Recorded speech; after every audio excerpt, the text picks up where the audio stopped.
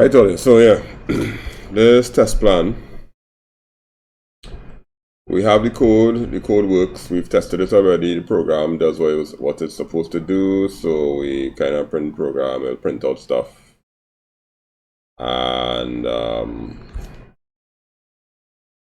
so before I do my test plan, I just go in and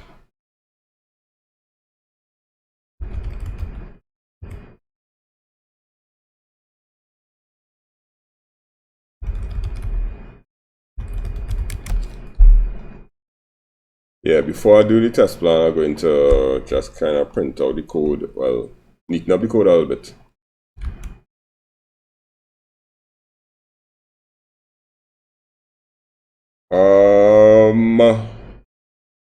So as it stands, I still have the test for my code going on here, which is all this stuff printing out, and I don't really want all that stuff to print out.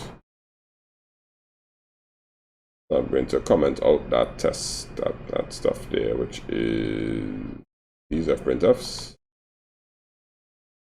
Yeah, I'll comment out.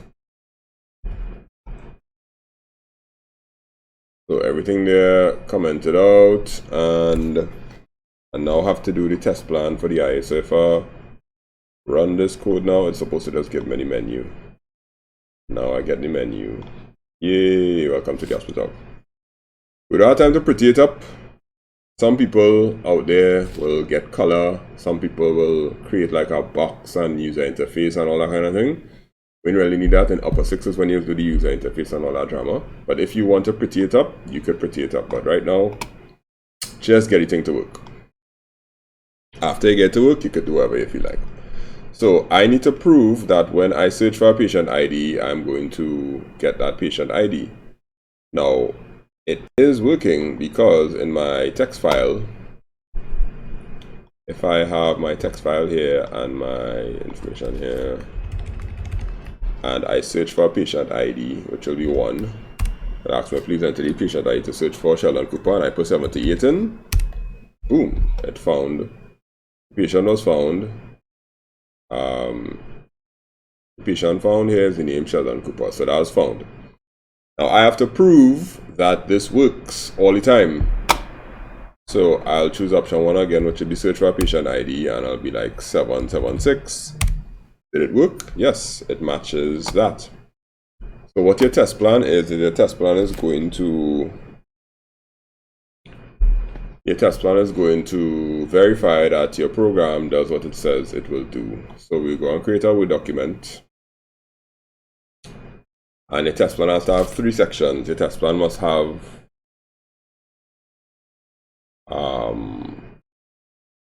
correct,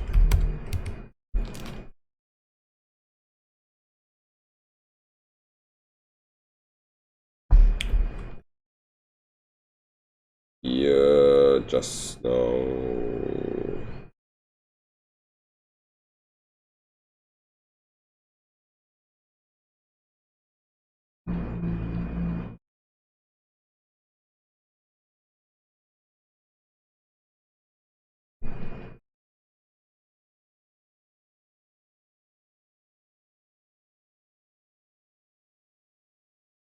Yeah, so I have correct, extreme, and wrong. So I must now make sure my program could match all these situations. So with correct, how I usually tell my students to do it is I tell them create a table, but you could do it in many different ways. Your teacher might show you different ways to do it, and that's totally okay. Nothing is wrong with that, right? So I'm going to put input expected and actual. Now there are some of you who good enough to make this table and put the print screens inside. Some of you all may not be able to put the actual picture inside, but let's try it. So if I put user input 1, user input 1, and then patient ID as, I'm gonna get patient ID as 78. Expected, it should print The patient ID was found here, name Sheldon Cooper. This is what it should print for me. So I'm gonna put the expected there as that. Good, that's what I expected. Now, when I'm doing the actual now, I have two ways. I could either print back out the actual and then show the print screen, or I could just throw the print screen straight into the actual folder. In order to do that, I'm going to have to do something like this, which is take a screenshot of this actual piece here. I can do that by using the snipping tool and create a nice little box here. But I must show the whole console with the X everything. If I don't show that, then stop it. Right. So I go in here, I'm going to go down and put, right. So I'm going to neatly do this. I only know some all real neat freakish. So you'll probably work really hard at this. And then when I copy that, I could paste it in here and it will look like that. Yeah. So this here now has the input based on what I would put in, which is user input of 1. So the welcome to the hospital comes up. I put in the input as 1, and then it comes up with please enter patient ID to search for. So it's expected that I'm going to see please enter a patient ID to search for. That's what I should see. And then you gotta kind of like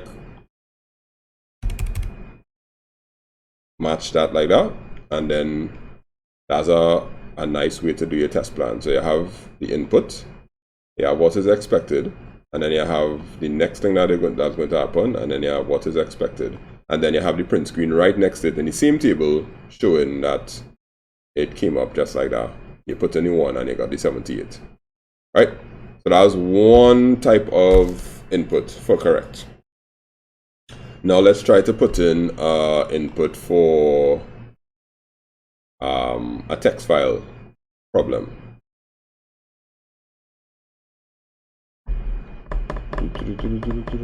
Right, so we're gonna put user input as 2. If they put in a 2, according to my program, it should create a text file for all the warded patients. So what I'm going to do is I'm going to show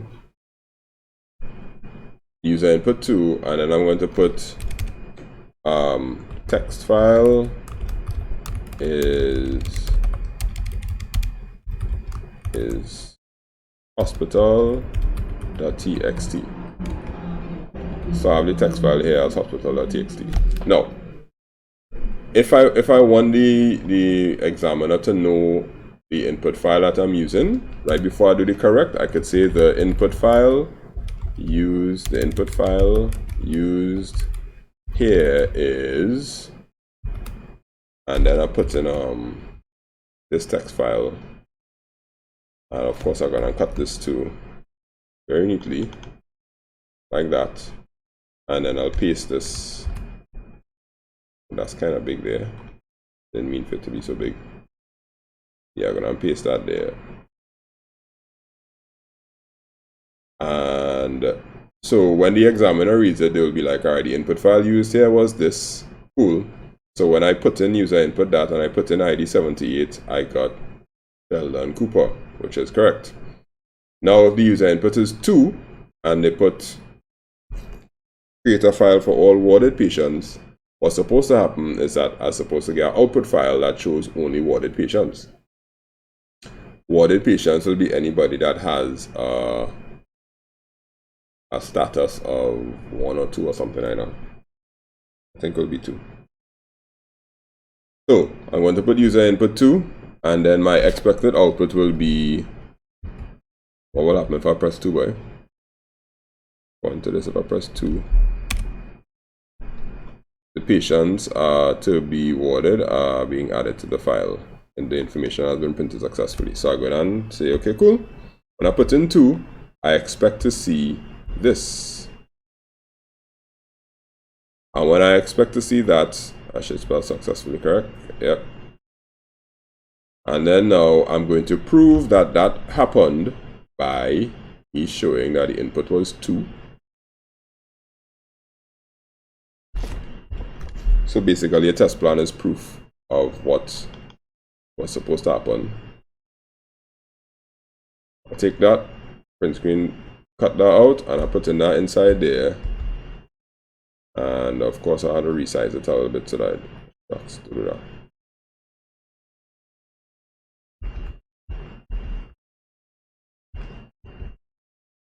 Yeah, I need to resize this thing a little bit so that it'll fit neatly inside there. And then because there's a text file involved, I have to make sure I put in the output file to show that hey, it actually worked. So now I have to go and find the output file for worded, which will be in the folder here.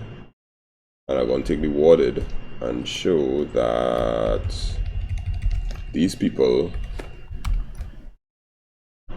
So I'm going to slip that again and show that the worded people were actually there.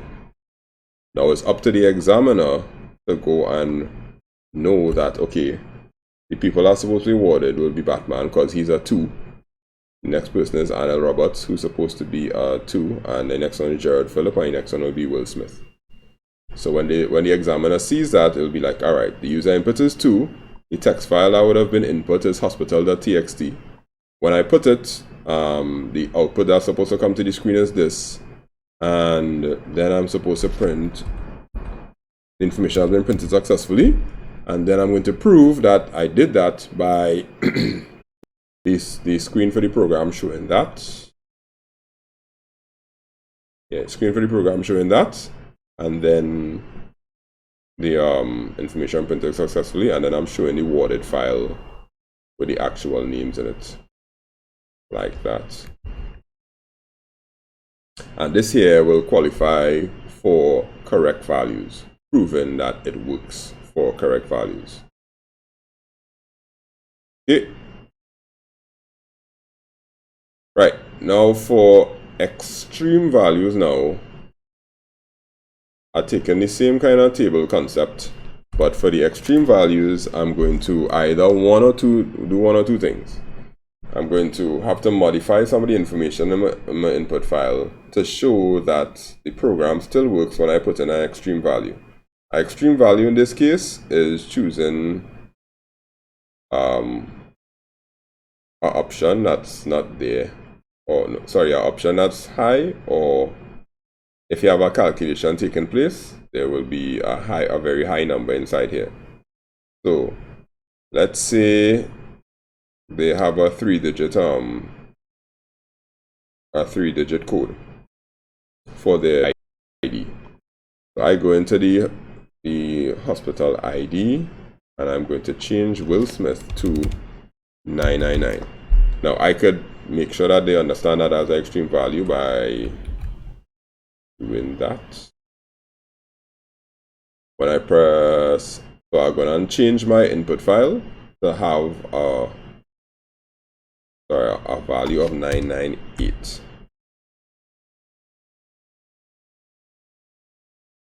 Yeah, oh no, 999, right? So everybody's ID number is supposed to be a 3-digit number. So I'm going to change the input file and have an extreme value. So for the extreme value, I have to show them the new input file. So I'm going to unsnip this like that. And then underneath the extreme, I'm going to put resize you.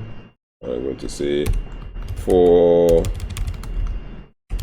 this test, the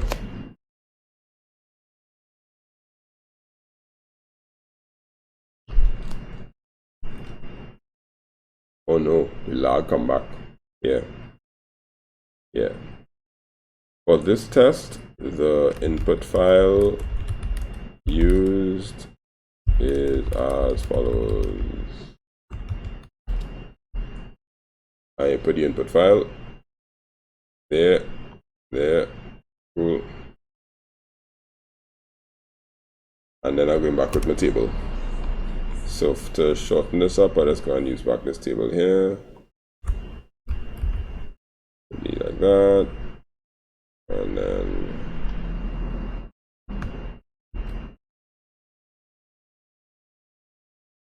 right.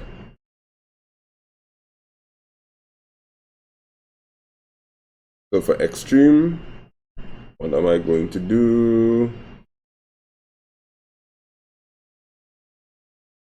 No fighting my game, but let me see what's going on with Flow today. Yeah, Flow. Come on, Flow. Behave yourself.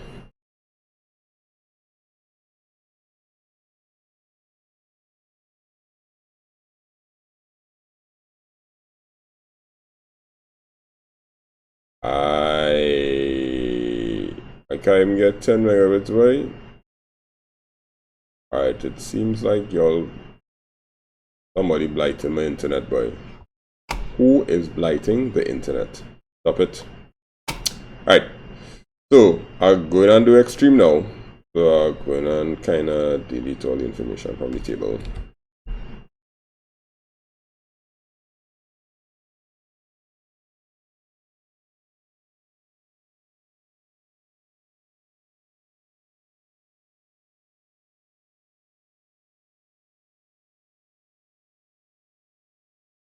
Oh no, I can do this. Yeah, do that. Right. So I'm going to do extreme values, and the extreme value I'm going to test, I'm going to test to see if patient ID 999 comes up. Why? Because 999 is the highest number my program is supposed to be able to take. So I'm going to run over the program. We run you over. And now I'm going to search for a patient ID of 999 because my text file has been now changed to 999. So if I put in 999, I'm supposed to get Will Smith. So I press 1, 2999. Boom, Will Smith comes up. Good. So that's a test. So I'm going to cut that, which is Windows, Shift, and S. And you'll get the snipping tool coming up automatically. So I cut that. And then I go back to my document, which is here. And I paste that in to prove that it works. And I am smart. But the person I found is not Sheldon Cooper, so I have to play. Please enter your search for research and ID is Will Smith.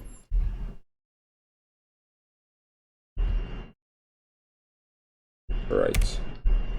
So I have my user input. I have my ID to search for, and this is proven that the extreme value of 999 works. And sorry, I'm supposed to have this input file on top here. Yeah, right, good. So the input file here, notice this input file is different from this input file. This one, the input file has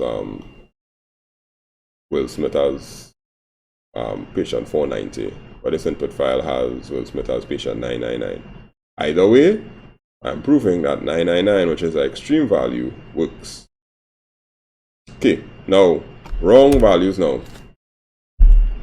Wrong value is supposed to happen when you have some sort of logic in your program to tell you that it didn't put in a correct choice. But I don't have that in your program, so I'm going to have to code that now. If you don't have any anything in your program to check to see if it's correct, then you'll have a problem. So to code that, I'll just create a simple while loop. And say while choice is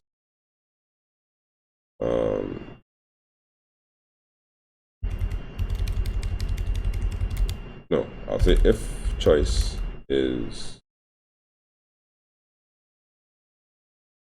greater than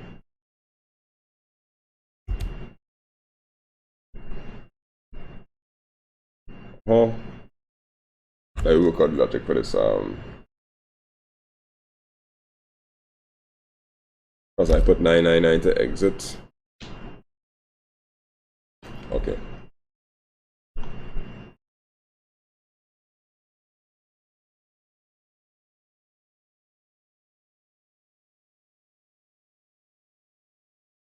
Alright, so let's change this to 0 to exit.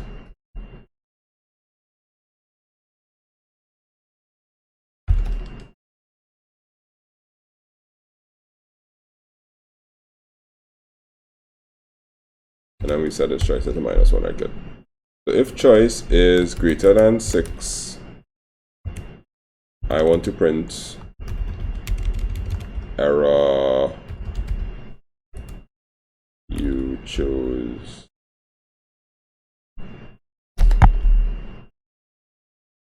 choice is less than 6. Right, so good. So I'm modifying the menu function right now so that I can put in an error if they choose the wrong value. So I'm going to say if choice is less than 6, print the menu, else printf invalid choice. Please enter a new choice.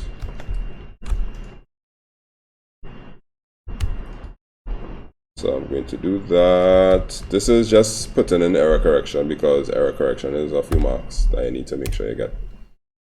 And then I'll scan any choice. But I'm not going to return it because I need to just get any choice.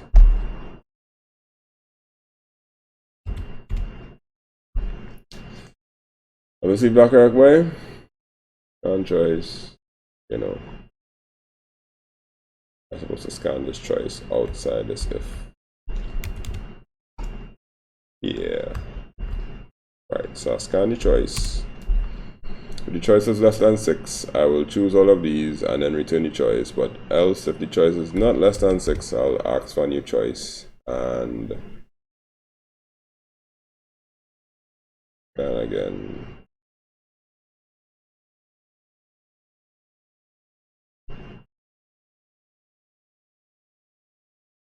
But now I have to wrap all of this in a while loop, or else it wouldn't make any sense.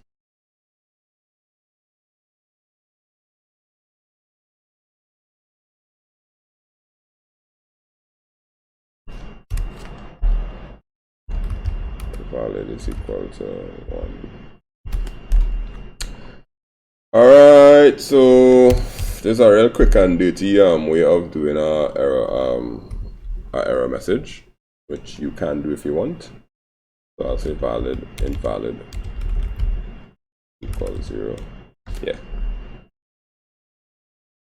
So I'm going to create a while loop to say while choice. No. Why am I putting valid? Okay, I'm mixing up a stuff. Let's stop here and think for a second. Oh, okay.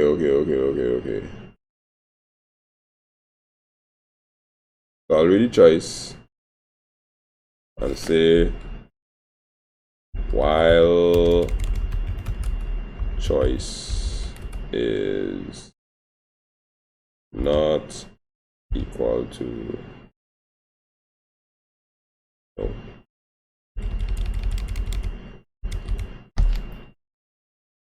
I am literally confusing myself right now with this error message. So the menu get called. Once the menu gets called, they are going to have to make a choice. They make the choice. If the choice is less than 6, you should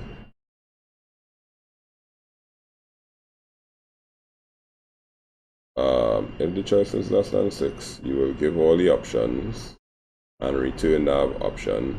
And then else, if the choice is greater than 6, you should just call back the menu. Yeah, just call back itself. Or just call back the menu and call that judge. Yeah, I'm making sense now. See? Let's see if my error messaging makes sense by calling back the menu. There's probably an easier way to do this, but right now I'm already trying to valid equal 1. We don't need you anymore. Alright, so my logic should be sound.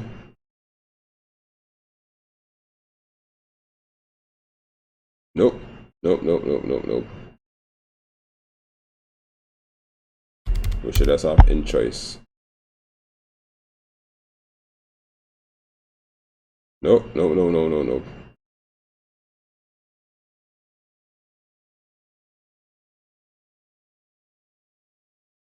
Ah.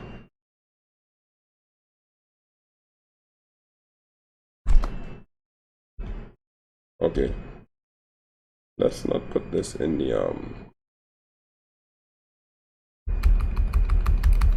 let me put it in the main, because right now I might be confusing you and I don't want to confuse you. So let's get back to original.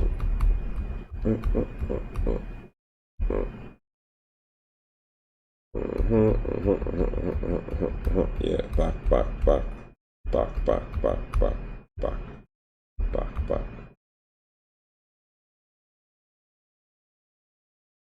Alright, good. In the main, okay. Makes sense. While choices are none. Alright, okay. I'll set all the up because I have all the logic in the main here, but I was trying to make the choice work in the menu. Yeah. Okay. So while choice is not equal to 999, I going through all the ifs. If choice is equal to 2, 4, 5, 6, whatnot. And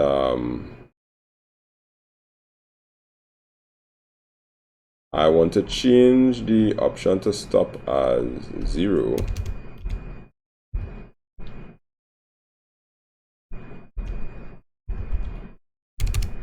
And I put in choice as -1 here inside the function. And when I return the choice, I'm going to now say, whichever choice I get back, I'm going to say, if choice is greater than 5, then I'll go down and print the error message. Because I'm controlling it from the main. I didn't write this program to control it from the menu. Which should make sense. Alright, good. So if choice is greater than 5, I want to printf error, please choose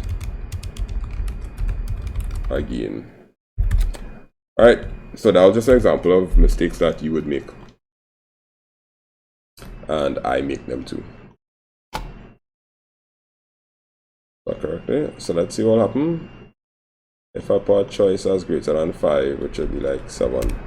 This is the error, please choose again, and the menu will come back up. Right, good. So now I'm proving that I have a error state. I put in something for the error state. The error state is that the person chooses a number greater than 5. So back to my document. Here, document, wrong. I don't need to do anything for the input file. I'll just put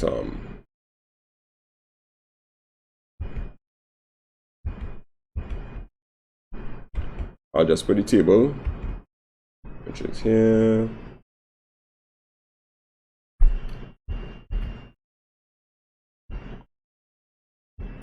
And I'm saying if I put the user input as 7, what's supposed to happen? It's supposed to say error, please choose again. That's what I put. Error, please choose again. Yeah.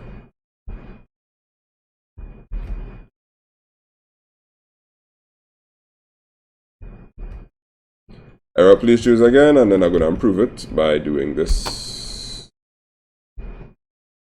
snippety snip.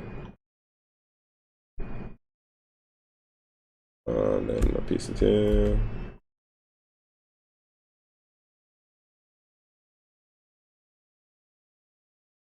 Right, so that's the test plan, right?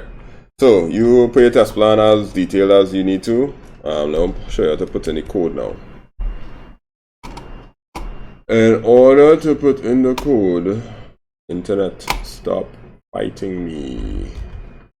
Stop fighting me. No, you're not supposed to be fighting, huh? We're getting speed.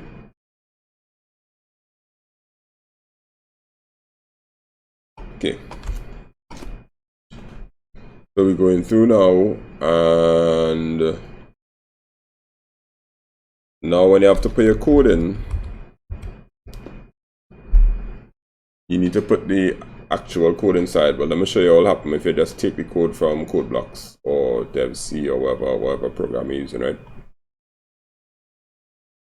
If you just take the actual code, just like that, the indentation could and go sour, really bad. So watch this, right? If I paste it in Microsoft Word, that's going to happen, and the indentation may look a little bit off. Surprisingly, it looks pretty okay here, but some of the things I have not going to look too pretty. So what we want is we want to get the code with all the comments and all them things inside it. So you're going to have to put in comments like student name.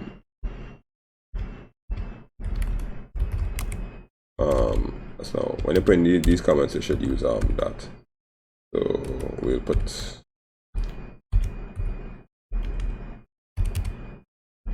student name, school, candidate number, blah, what the program does, yada yada yada, as you go along.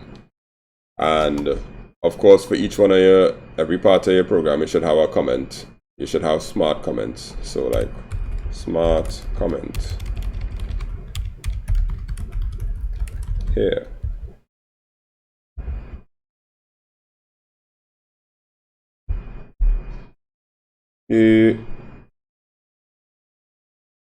After you put in all the smart comments, now we're gonna take this code, Control C. We're gonna get Notepad++.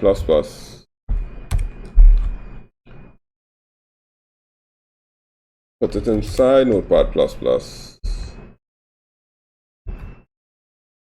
And then we're gonna copy it from inside Notepad++ into Microsoft Word. And hopefully it should not do that. Oh no, you have to go into Notepad++. And export it or something like that. Edit.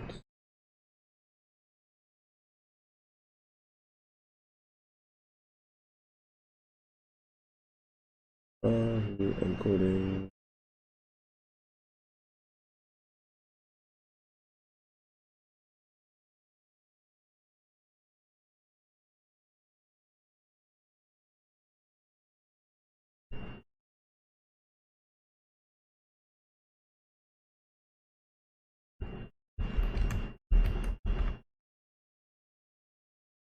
Yes. Option.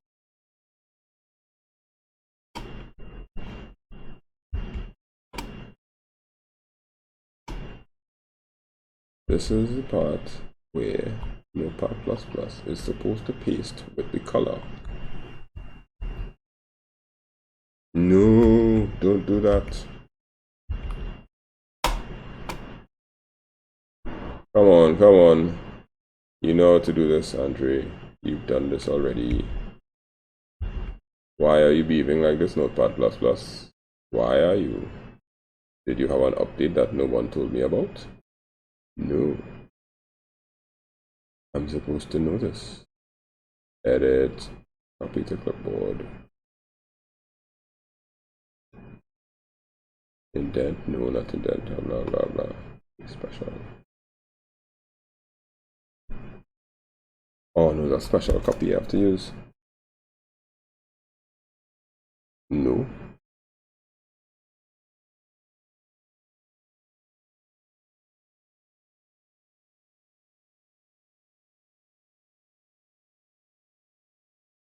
Are you really gonna have to Google this, boy? Let's just Google it and then. Because I think I remember. Copy code from Notepad to Word with color. Right. All the copy code, numbers, blah, blah, blah, blah. You have to. Oh. Plugins NTF export Oh, so we gotta go to plugins. Plugins. NTFX. Right. And export all formats to clipboard. Then when we go to the document and we paste it, it will come out like that. Yes. Okay, cool. I feel accomplished now. Well, better than I was before. Right, so for your code, let me show you one more time. You're going to copy it into Notepad++, and then you're going to plugins, NTF export. And I think you can just export it to export RTF to clipboard. And then when you go here, you press Ctrl V and it will print it inside normally. And that's all. So after you've done your code, after you put in all the comments and all the things that you need to do, and you're sure the code working, and this is the exact code you use for your test plan, then when you're printing it into Word, it will look neater and you won't have all the issues. And of course, this code here must match your pseudocode. So next week, I'll go through the whole packaging process, but what I really wanted to do was do the test plan and then show you how to paste this stuff in. And then I'll show you the whole packaging process of having the whole IA laid out from narrative straight down to test plan. And we'll use the syllabus to make sure that we match everything. But that's basically it there. Any questions? No? Okay. So, this is video number 3 or 4 when it comes to II. I can't remember, I think it's 3. We have one more to do next week, and then after that, I'll probably start working on past papers for... oh no, I might go through a ITIA. Yeah, I might go through a ITIA. So that I can help you all. Thank you very much for your kind patronage. I will see you all when I see you all, and we will pick up whenever we pick up.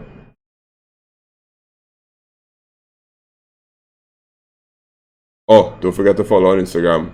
Yeah, because I don't know, I'm cool or something.